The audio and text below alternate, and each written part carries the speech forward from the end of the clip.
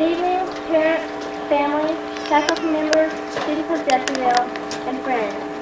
I, a salutatorian, am privileged to extend a warm welcome from myself, as well as from my classmates, to you all. You who have shared everything with us, and have helped us to get to where we are today. This is the moment I have been looking forward to for a long time. Yet tonight, as I stand here and look around at all of you, I have mixed feelings. I'm excited to finally get to this point in life. I'm thankful for my parents, my family, my teachers and friends that have made this night possible for me. The people who have cared, led, and helped me through the years. I'm sad because now I must leave my friends and the school that has meant so much to me.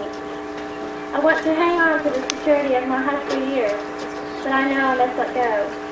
Because now is our chance to reach our dreams and the goals we have planned.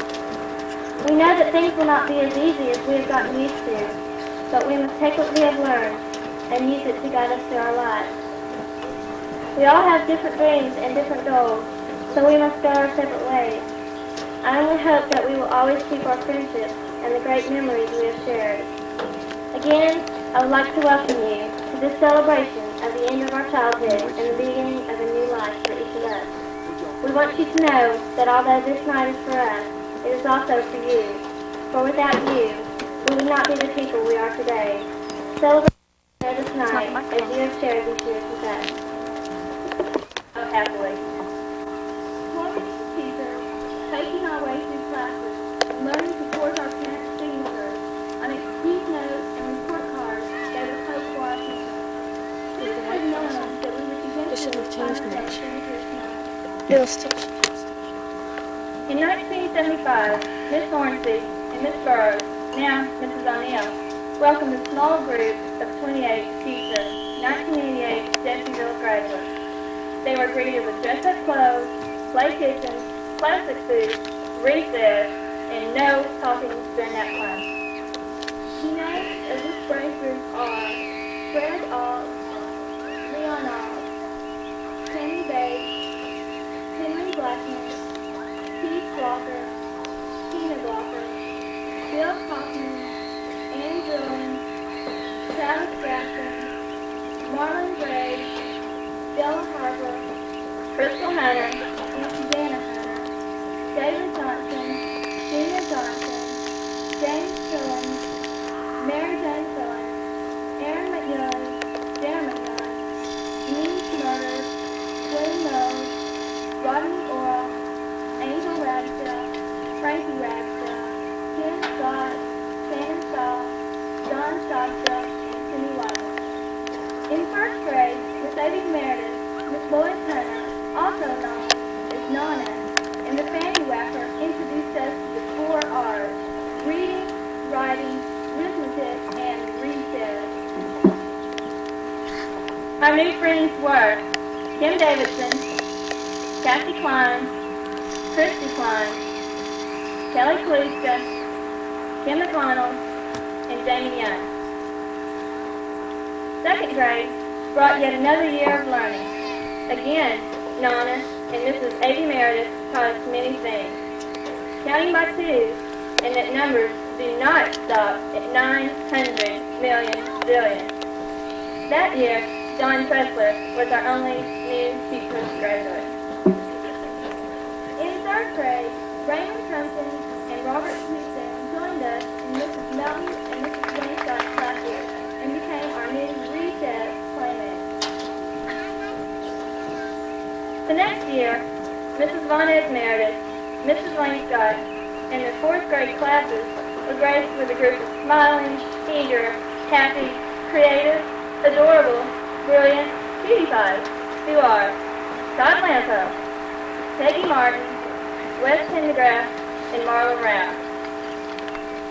In 5th grade, Mrs. Kapner and Mrs. Tressler had the joy of entertaining our class with quizzes, learning centers, and recess. The new members of our class were Tim Arnold and Brian Samuel. Mr. Sutton, Mrs. Kastner, tape ball, movies, recess time, and being full leaders gave us fond memories of our last year as elementary students. Jeff Barber, Valerie Barber, Kendall Hodges, and Michelle Kolaski were added to our growing number of classmates. We made it to 7th grade, but there was no more recess, and we were again underclassmen. Our first year of high school was spent running the classes, finding out how it felt to get B&S good, and bugging Miss Tipton. Our only new student, Levine Reynolds, helped us with this task. In 8th grade, 10-minute break, athletics, and 3 new guys, Dwayne Palmer, Richard Scott, and Joe Strange, took our minds off staring bottom lockers and our lost recess. 9th grade came to us along with football and band. These occupied our time and soon became excuses for not having our homework turned in on time. Also, Ansel Barker, Sean Dillinger, Lucky Jacobson, Tracy Schaefer, Steve Smith, and David Young joined us on our journey through high school. 10th grade meant we could laugh at the freshmen and get our own top locker. We also perfected new tricks, hiding our cheat sheets from teachers and our DNF slips from our parents. Shannon Butler was our only new student, and she taught us every one of these tricks. Our junior year finally came. Our class ring and junior dollies reminded us that we didn't have much time left. Marlena Carpenter, Liz Lawler, Darlene Law, and Danny Whitcock joined us as we prayed for our senior year and graduation. Did I say praise? I meant pay. Pay for cap and gown. Pay for class dues. Pay for prom. Pay for flowers. Pay lunch charges. Pay book funds. Pay someone to write your term paper. Names will remain anonymous. We welcome the following students and their wallets with outstretched hands and open arms. Tish Creasy, Jeff Cofer, Jennifer Jones, and Todd Shulman. As you can see, we have been sufficiently prepared for the future. We present to you the largest graduating class of Jeffersonville High School. The greatest thing in life is not where you're standing, but it's where you're going. And we, the 1988 senior class, know exactly where we are going.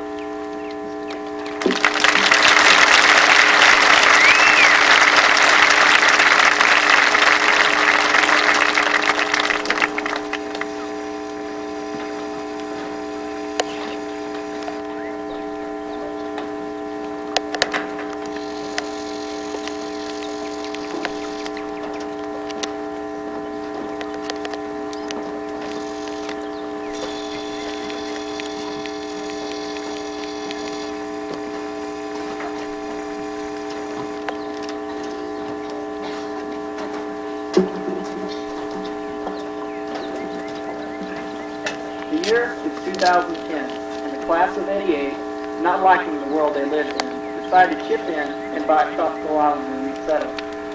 When we moved to this island paradise, no one expected that we would have so many jobs to do, so we divided the work between us, and these are the things we did. Jamie Young became our mayor. She immediately saw a need for security, employing Shannon Butler as Secretary of Defense. Marla Rao was the defense, along with Naval Captain Jeff Barber, who was in command of our naval canoe. And to ensure domestic peace, we elected Travis Gadsden as Chief of Police with Deputies Shannon Shaw and Mary Jane Tiller. Jamie continues to fulfill our duties by appointing Ann Drilling as town crier and sending John Tressler as our foreign ambassador because his sweet, innocent look gets him anything he wants. With any town, we needed a school, and almost immediately we had all the faculty positions filled. Jeff Cofer became the superintendent, and Jennifer Jones became our principal. Dina Johnson and Angela Ragsdale became the faithful secretaries who actually ran the place. For teachers, Della Harper taught home ec, and Kathy Klein became the science instructor.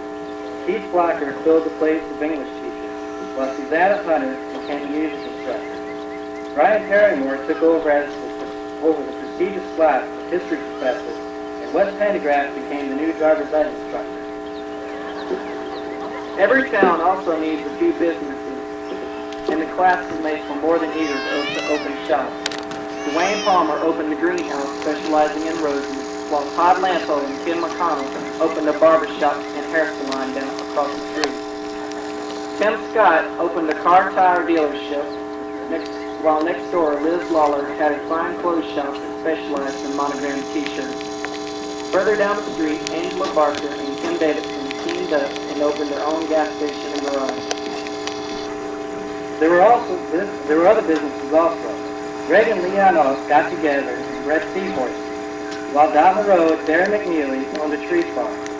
Tina Blocker opened a hot dog stand on a corner, where Kendall Hodges ate lunch after her morning sessions as a psychologist. David Johnson also ate there if he wasn't busy managing his hotel. Sometimes they would all go down and eat at Darlene Bob's Deli. One of the more important things the town needs is a church, and we built a big one. Lucky Jacobson became deacon, and John Stockstill became the minister. We even got Marlon Graves and Raymond Crumpton to teach Sunday school. Christy Klein volunteered to be our organist, while Valerie Barber became our missionary. And what of the medical profession? We did build a hospital. Danny Woodcock became our regular MD, while Frankie Ragsdale specialized in internal disorders. Steve Smith became a heroic ambulance driver.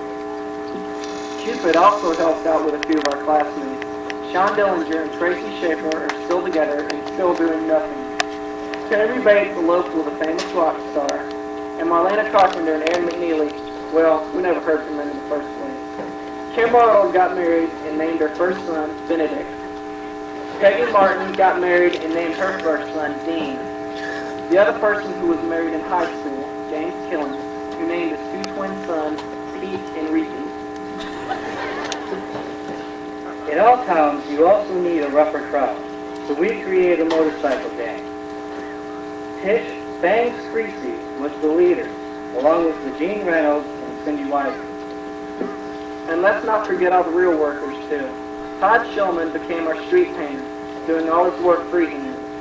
Crystal Hunter became our steel riveter, while Henry Blackman became our electrician, and Glenn Knowles became the foreman.